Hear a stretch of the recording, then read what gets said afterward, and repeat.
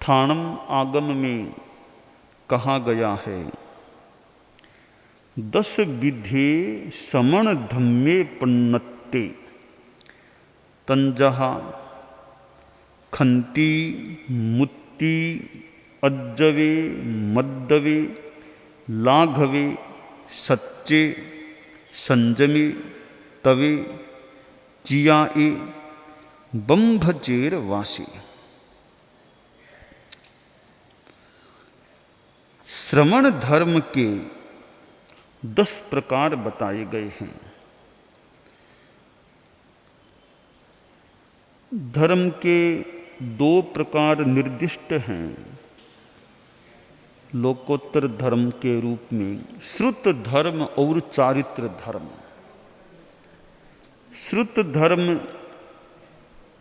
ज्ञान से संबद्ध है और यह चारित्र धर्म, उसका नाम श्रवण धर्म भी है।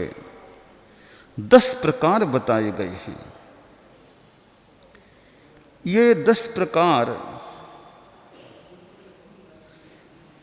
श्रवण शब्द जोड़ा गया है इनके साथ है, तो हम यह कल्पना करते हैं कि साधु को तो विशेषतया इनकी आराधना करनी चाहिए।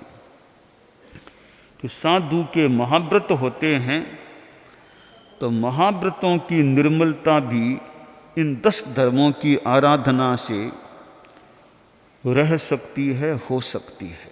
जो भी पहला प्रकार है क्षांति। यह क्षांति धर्म गुस्से का निग्रह करना, सहिष्णुता रखना, बहुत बड़ा धर्म है। प्रतिकूल परिस्थिति है फिर भी गुस्सा नहीं आए। सर्वम सहो मुनि ही सर्वम सहा पृथ्वी।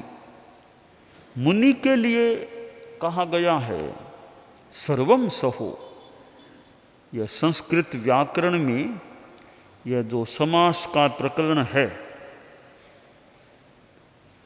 उसमें ये 2 उदाहरण कालुकौमुदी में मुझे स्मृति में आ रहे हैं, दिए गए हैं कि सर्व और स के साथ जो प्रक्रिया करके समास की व्यवस्था से रूप बनाया गया है। सर्वम सहो मुनि ही। मुनि कौन? सब कुछ सहन करने वाला। या सर्वम सहा पृथ्वी। पृथ्वी सर्वम सा, कितना सहन करती है अपने ढंग से। तो मुनि को तो यह एक आदर्श के रूप में स्वीकार करना चाहिए, सर्वम सहो मुनि ही। हालांकि कई बार आदर्श से आदमी दूर भी रह सकता है, ठीक है, कम से कम आदर्श सामने तो है ना कि वो मेरा आदर्श है। एकदम आदर्श से मिल जाना यह लक्ष्य तो रहे, पर झटपट आदर्श से मिलना न भी हो तो आदर्श तो रहे ना, वहां मुझे पहुंचना है, एक मंजिल के रूप में रहे।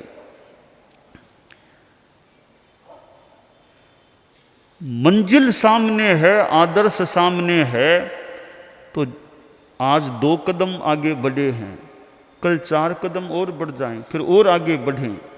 बढ़ते बढ़ते बढ़ते बढ़ते कभी मंजिल से मिलना हो सकता है, पर मंजिल का पता ही नहीं है, मंजिल कोई तय है ही नहीं, तो किधर तो आदमी गति करेगा और कहां पहुंचेगा। इसलिए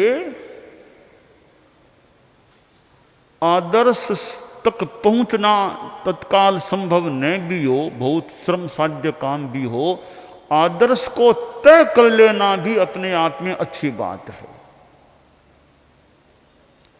आदर्श 2 प्रकार के होते हैं, एक व्यक्तिपरक आदर्श, दूसरा सिद्धांत परक आदर्श। 2 प्रकार के आदर्श हो सकते हैं। पहला है व्यक्तिपरक आदर्श, यह कैसे हो सकता है कि किसी व्यक्ति को अपना आदर्श बना लेना। जैसे कि भगवान महावीर मेरे आदर्श हैं, वो एक व्यक्ति थे, पुरुष थे, कि वो मेरे आदर्श हैं, मैं उन जैसा बनने का प्रयास करूं और कभी मैं उन जैसा बन जाऊं। उनमें कितनी क्षमाशीलता, उनमें वीतरागता थी, तो मैं वैसा बनूं।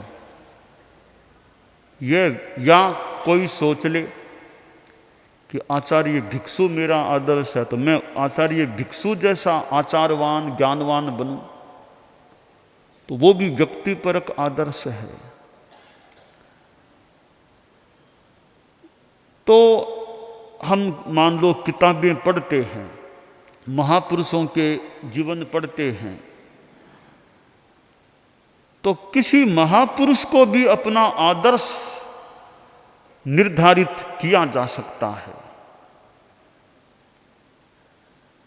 फिर उस महापुरुष का अनुकरण करने का, उस जैसा बनने का आदमी प्रयास करे। अब यहां भी दो बातें हैं, एक भौतिकता परक आदर्श और एक आध्यात्मिकता परक आदर्श। तो कोई सोच ले कि मैं तो त्रिपृष्ठ वासुदेव जैसा बनूं, तो यहां आध्यात्म आसाधना न हो जाए प्रभु की। यहां वो त्रिपृष्ठ वासुदेव जैसा बनूं, इतना शक्तिशाली बनूं, ऐसे प्रहार भी कर दूं, ऐसे शेर को भी मार दूं, तो वो आदर्श है। आदर्श तो है शक्ति की दृष्टि से और सत्ता, शक्ति और सत्ता की दृष्टि से त्रिपृष्ठ वासुदेव को भी आदर्श कोई माने तो मान सकता है, परंतु वो इतना आध्यात्मिकता से जुड़ा हुआ आदर्श नहीं है।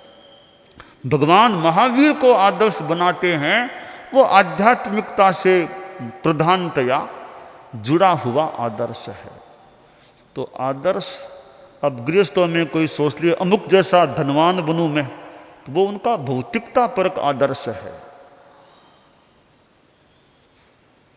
तो व्यक्तिपरक आदर्श, किसी व्यक्ति को अपना आदर्श बना लेना, मान लेना, वो व्यक्तिपरक आदर्श हो गया। जैसे भगवान महावीर का नाम मैंने लिया, त्रिपृष्ठ वासुदेव, आचार्य भिक्षु, भिन्न भिन्न संदर्भों में, भौतिकता के संदर्भ में और आध्यात्मिकता के संदर्भ में यूं आदर्श बन सकते हैं। दूसरा है सिद्धांत परक आदर्श, जैसे क्षमाशीलता, कि मुझे क्षमा का विशेष अभ्यास करना है, क्षमा मेरा आदर्श है। आदर्श उच्चतम कोटि की क्षमा, उत्तम क्षमा, वो मेरा आदर्श है। मुझे उत्तम क्षमा का अभ्यास करने का प्रयास करना है। तो यूं ये सिद्धांत कह दें, तथ्य कह दें, धर्म कह दें, वो व्यक्तिपरक नहीं, वो एक सिद्धांत परक होता है, उसको भी आदर्श बनाया जा सकता है। तो शांति सर्वम सहो मुनि ही, यह एक क्षमा का मानो उत्कृष्ट रूप, आदर्श रूप है, सब कुछ सहन कर लेना।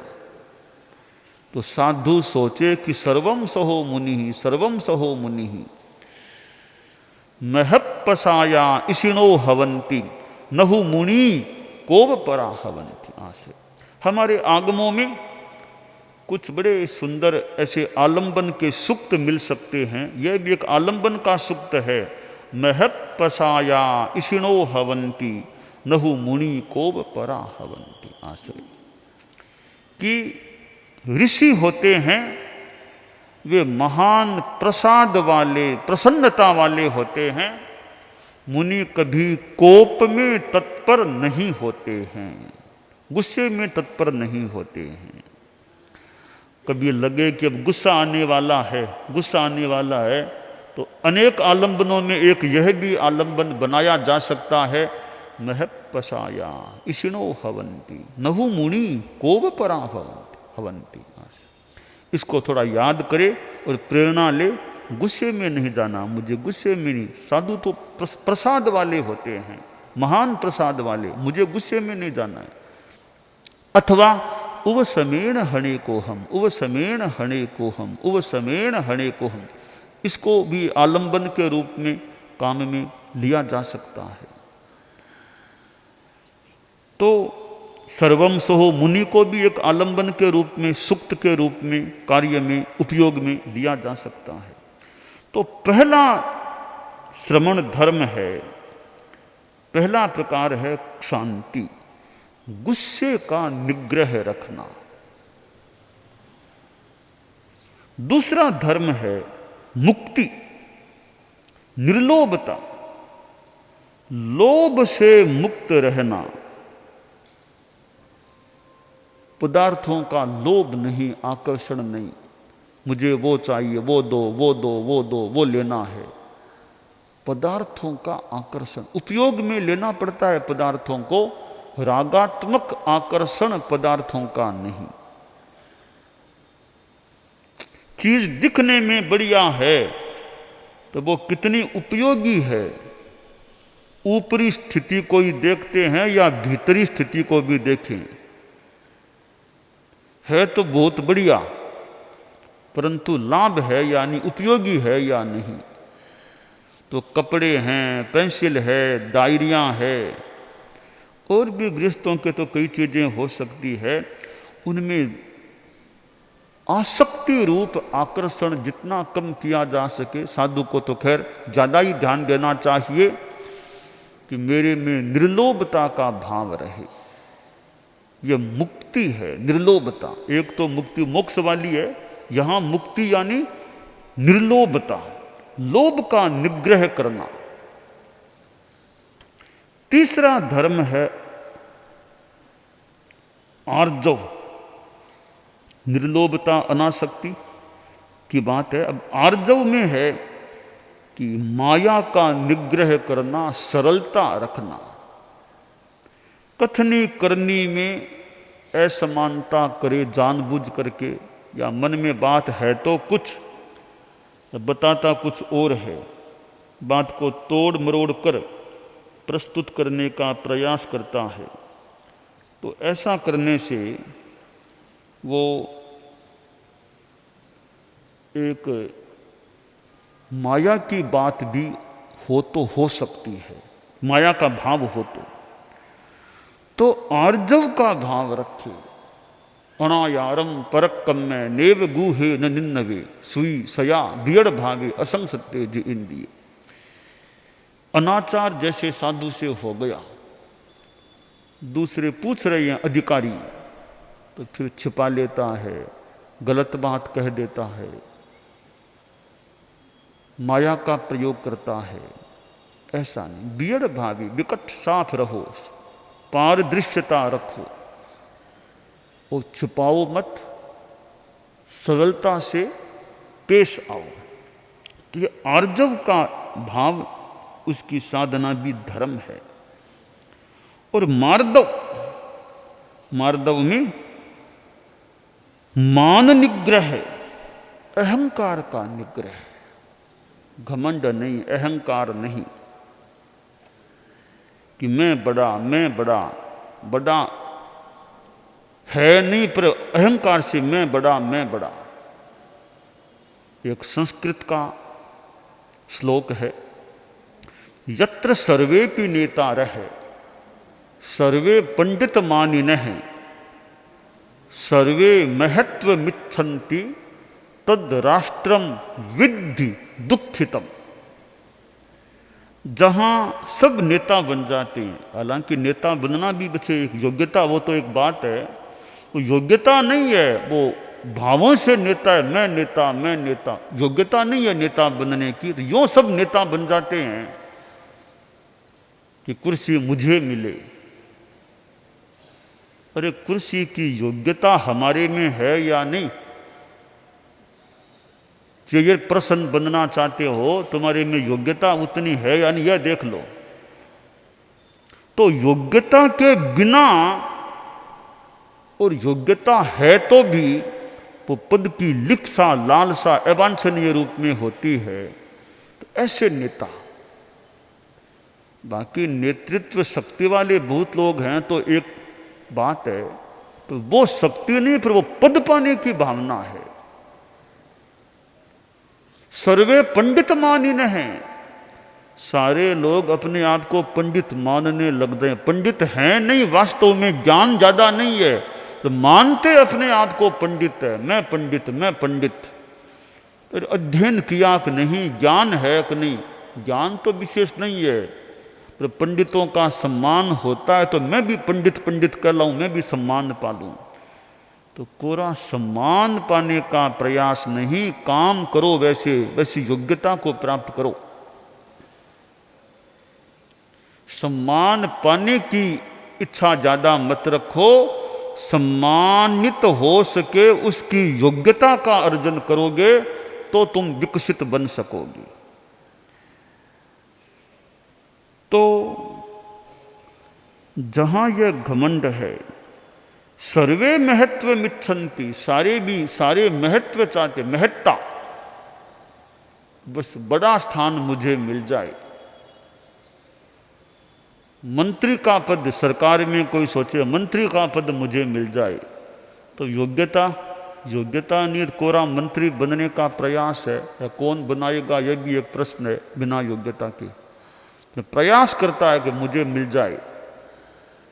तो सर्वे महत्व मिच्छन्ति तद राष्ट्रम दुखी विद्धि दुखितम, वो राष्ट्र दुखी होगा, कोई किसी के नीचे नहीं रहना चाहता। हाँ, कोई ये हमारे देवलोकों की जो स्वर्ग में व्यवस्था है, स्वर्ग में दो प्रकार की व्यवस्थाएं चलती है। एक तो कल्पातीत व्यवस्था है, एक कल्पोत्पन्न, एक तो वह व्यवस्था जहां इंद्र कोई मुखिया होता है स्वर्ग में, एक वह व्यवस्था जहां कोई मुखिया नहीं होता, सब अपने आप में मुखिया हैं। अहम इंद्र 9 ग्रैवेयक हैं, 5 अनुत्तर हैं, वहां कोई इंद्र की व्यवस्था नहीं होती है, बस सब अपने आप में इंद्र हैं। बस इतने भले, इतने महान कोई आत्मा वाले हैं, तो वहां इंद्र व्यवस्था नहीं है, कोई एक नेता नहीं है, यानी इंद्र नहीं है। बाकी ये 12 देवलोक हैं, ये भवनपति हैं, यंत्र हैं, ज्योतिष्क हैं, यहां इंद्रों की व्यवस्था होती है। 64 इंद्र होते हैं। तो सामान्यतया तो यह मुखिया की भी व्यवस्था अपेक्षित होती है। भवनपति के कितने इंद्र होंगे? 20 भवनपति के, यंत्र के 32 और 20 52, 2 ज्योतिषी के सूर्य चंद्रमा 54, 10-12 देवलोकों में 64, 9वें 10वें देवलोक का एक ही इंद्र है, 11वें 12वें का एक ही है, बाकी 8 का एक है, तो यूं 10 इंद्र, कुल 64 इंद्र हो जाते हैं। यह इंद्र व्यवस्था वाली स्वर्ग व्यवस्था है। ऊपर अहमिंद्र व्यवस्था वाली स्वर्ग व्यवस्था है। तो यह मुखिया की व्यवस्था भी होती है, फिर कोई मुखिया का कहना ही नहीं मानना चाहता, तो मुखिया फिर क्या करेगा? तो सर्वे महत्व मिच्छन्ति, सारे मैं मुखिया बनूं, तो कोई तो पीछे भी चाहिएगा ना। सारे मुखिया तो फिर पीछे कौन रहेगा? रेलगाड़ी, ट्रेन चलती है तो डिब्बे कितने और इंजन कितने होते हैं? सारे डिब्बे सोचे नहीं हम सब इंजन बनेंगे, तो सारे इंजन बन जाओगे तो ट्रेन क्या काम आएगी? यात्री कहाँ बैठेंगे? फिर कितने यात्री बैठ पाएंगे? तो डिब्बों की भी उपयोगिता है। तो डिब्बों की जगह डिब्बे चाहिए, इंजन की जगह इंजन चाहिए। तो जिसकी जो योग्यता है उसके अनुसार होता है, तो व्यवस्था ठीक रह सकती है। अब यह नाक है, यह ऊपर भाल है। अब नाक अपनी जगह ठीक है, भाल अपनी जगह। अब नाक कह दे नहीं मैं नीचा मत ऊपर जाऊंगा, अब नाक ऊपर चला जाएगा तो पता नहीं क्या व्यवस्था बनेगी फिर चेहरे की। तो नाक नाक की जगह रहे तो ठीक रह पाएगा। वो भाल से ऊपर चढ़ने का प्रयास करेगा तो कहीं हो सकता है शरीर में गड़बड़ हो जाए। इसलिए यह अहंकार विलय की बात है कि सर्वे महत्व मिच्छन्ति, सारे महत्व को चाहने वाले हो जाते हैं तो गड़बड़ व्यवस्था हो सकती है। तो ये अहंकार नहीं, यह मार्दव, यह धर्म है, चौथा धर्म है जो मान निग्रह की साधना का इंगित निर्देश करने वाला। ये 4 धर्म हो, 10 में से 4 आ गए हैं, शांति, मुक्ति, आर्जव, मार्दव। 6 और आगे बताए और आगे हैं।